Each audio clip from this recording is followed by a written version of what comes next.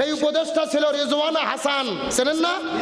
উনি বলেছে যে বাংলাদেশে যারা ইসলামপন্থী, জামাত ইসলাম সহ যারা ইসলামী দল, এদেরকে আমরা ক্ষমতায় যেতে দেইনি, মেইন স্ট্রিমে আমরা যেতে দেইনি, তাদেরকে ঠেকিয়ে দিয়েছি, তাদের বিজয় রোধ করে দিয়েছি।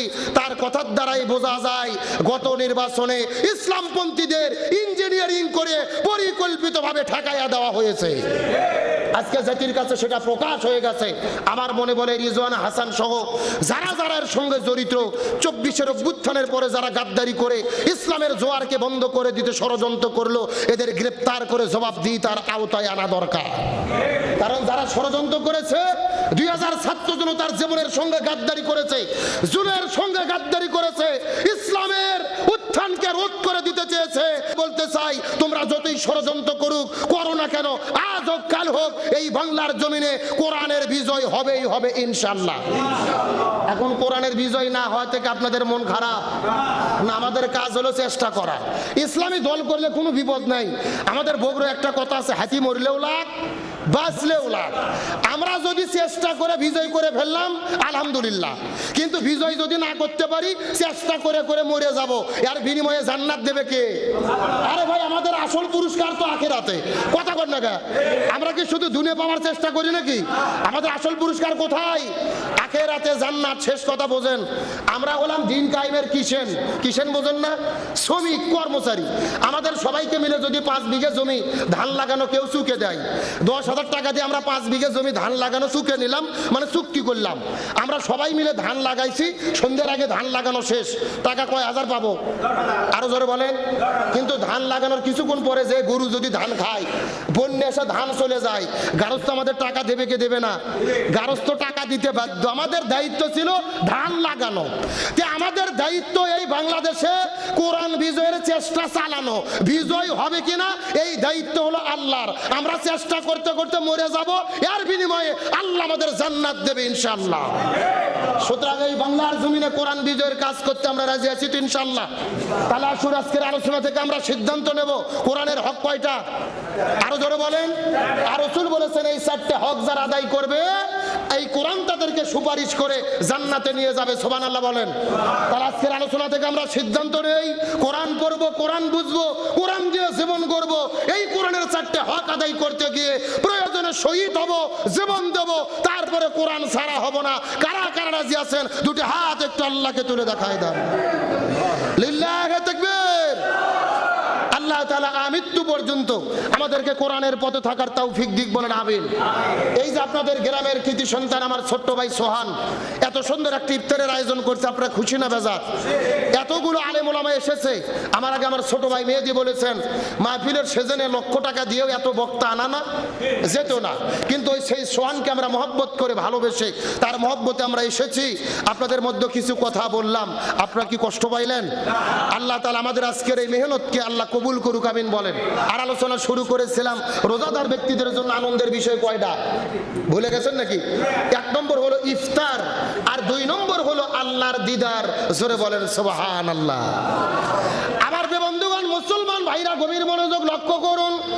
কোন দিকে নজর নাই, কোন দিকে তাকাতাকি নাই। শেষ কথাগুলো অন্তর দিয়ে ভালো করে বোঝার চেষ্টা করবেন। আল্লাহ তাআলা রোজাদার ব্যক্তিদেরকে কেমন ভাবে দিদার দান করবেন। হাসরের ময়দানে আল্লাহ যখন হিসাব নিকাশ শুরু করবেন, জান্নাতীরা জান্নাতের মধ্যে চলে যাবে, জাহান্নামীরা জাহান্নামের মধ্যে চলে যাবে। আল্লাহ তাআলা জান্নাতের মধ্যে প্রবেশ করার পরে জান্নাতীদেরকে ডাকতে বলবেন, জান্নাতীরা, এই জান্নাতের মধ্যে তোমরা কি সব পেয়েছো? আমি আল্লাহ আমার ওয়াদাগুলোকে কি তোমাদের কাছে পূর্ণ করতে পেরেছি? কিছু কিছু জান্নাতীগুলো ডাকতে বলবেন, আল্লাহ, এই জান্নাতের ভেতরে আপনি আল্লাহ যা ঘোষণা করেছিলেন আমরা তো সব কিছু পেয়ে গেছি। আমাদের মনের মধ্যে যখন আপেল খাইতে মন চায়, একটা আপেল আমাদের মুখের কাছে চলে আসে। যখন দুধ খাইতে মন চায়, দুধের নহর আমাদের কাছে আসে। যখন আঙুর খেতে মন চায়, আঙুর আমাদের মুখের কাছে চলে আসে। আমরা তো সব কিছু পেয়ে গেলাম, কিন্তু জান্নাতের ভেতরে এই দুনিয়ার মধ্যে যারা রোজা পালন করেছে, রোজাদার ব্যক্তিগুলো ডাকতে বলবেন, আল্লাহ, এই জান্নাতের ভেতরে আমরা তো সবই পেয়ে গেলাম, কিন্তু তুমি আল্লাহ তোমাকেই তো পাইলাম না। সুবহানাল্লাহ বলেন। রোজাদাররা কি বলবে? যে সবই তো পাইলাম, কিন্তু তুমি আল্লাহ তোমাকে তো পাইলাম না। সুবহানাল্লাহ বলেন। আল্লাহ তাআলার কুদরতে মনের মধ্যে বড় আনন্দ লেগে যাবে। আল্লাহ তাআলা ফেরেশতাদেরকে ডাকতে বলবেন, ফেরেশতারা এই জান্নাতি ব্যক্তিগুলো কিন্তু খুবই গুরুত্বপূর্ণ প্রশ্ন করেছে, বরং জান্নাতের ভেতরে বিশাল একটা সমাবেশ করো, সুন্দর করে একটা মঞ্চ তৈরি করো।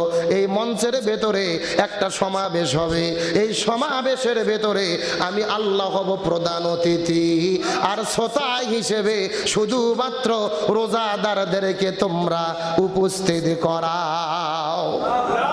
আল্লাহ তাআলা জান্নাতের মধ্যে একটা সমাবেশ করবে, এই সমাবেশের প্রধান অতিথি হবে কে? আর শ্রোতা হিসেবে কারা থাকবে? সব জান্নাতি না, কিন্তু ভালো করে বুঝেন হাদিসটা, সব জান্নাতি ওই সমাবেশে যাবার চান্স পাবে না, শুধুমাত্র যারা রোজাদার। সুবহানাল্লাহ বলে। আমার বন্ধুগণ, মুসলমান ভাইরা গভীর মনোযোগ লক্ষ্য করুন। আল্লাহ তাআলা জান্নাতের মধ্যে স্পেশাল একটা সমাবেশ করবেন, ওই সমাবেশের মধ্যে প্রধান অতিথি হবেন আল্লাহ, আর রোজাদার ব্যক্তিদেরকে আল্লাহ তাআলা সমাবেশের মধ্যে রেডি করবেন। তখন ফেরেশতারা ডাকতে বলবেন, এ রোজাদারেরা, এই দুনিয়ার মধ্যে তোমরা 13-14 ঘন্টা পর্যন্ত রোজা রেখেছো, তোমাদের ঘরের মধ্যে হালাল খাবার ছিল, কিন্তু আল্লাহর হুকুম পালন করে খাবার খাও নাই। তোমাদের হালাল বিবি ছিল, আল্লাহর ভয়ে বিবিকে ব্যবহার করো নাই, শুধুমাত্র আল্লাহর সন্তুষ্টির জন্য 14 ঘন্টা রোজা পালন করলে না দেখা আল্লাহকে বিশ্বাস করে। সুতরাং আল্লাহ তাআলা তোমাদের জন্য সমাবেশের আয়োজন করেছে, ওই সমাবেশের ভেতরে আল্লাহ তাআলা প্রধান অতিথি হয়ে যখন ওই মঞ্চের মধ্যে দাঁড়িয়ে যাবেন, আল্লাহ তাআলা মঞ্চের উপরে দাঁড়ানোর পরে তার সমস্ত নূরের পর্দাগুলোকে খুলে ফেলবেন।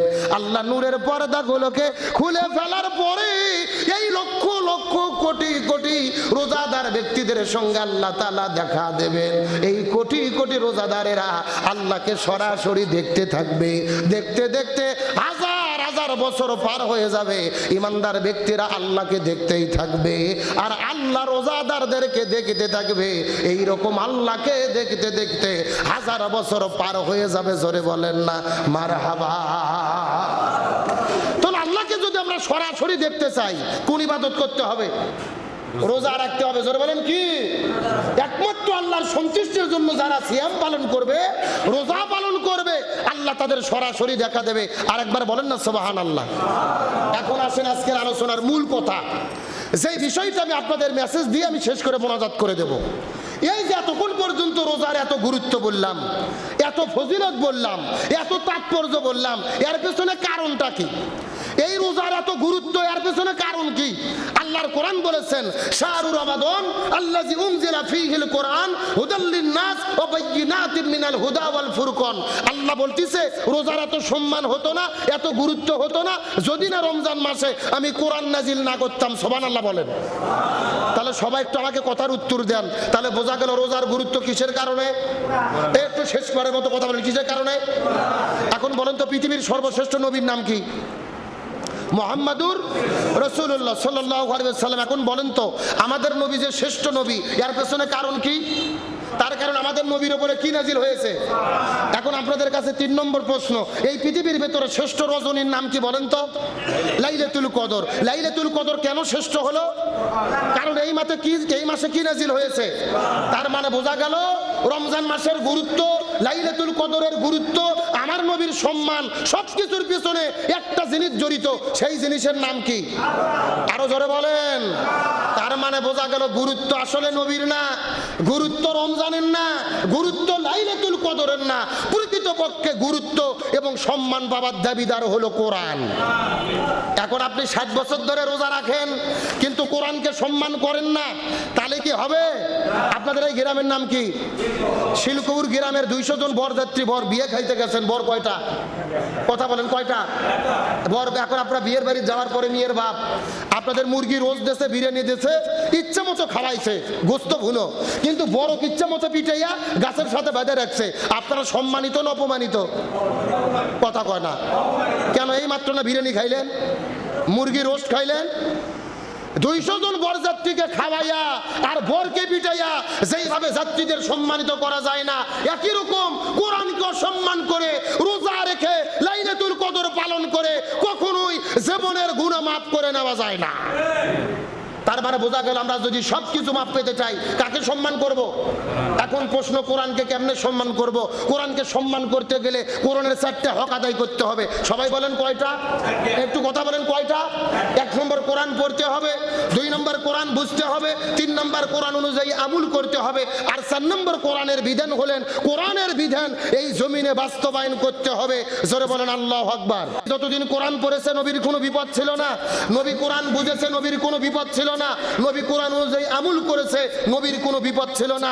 যখনই নবী বলেছেন জমিন যার আইন চলবে তার, আল কোরআনের আইন চাই, সৎ লোকের শাসন চাই, তখনই আমাদের নবীজিকে জেলে বন্দী করেছে, উহুদের ময়দানে দান্দান মোবারক শহীদ করেছে, তায়েফের ময়দানে রক্ত ঝরিয়েছে। 1 নয় 2 নয়, আমাদের নবীজিকে 27 বার হত্যার টার্গেটের শিকার করা হয়েছে। জোরে বলেন ঠিক? তার মানে বোঝা গেল কোরআন পড়লে বিপদ হয় না, কোরআন বুঝলে বিপদ হয় না, কোরআন নিজে মানলে বিপদ হয় না, কিন্তু কোরআন কায়েমের আন্দোলন করতে গেলে বিপদ।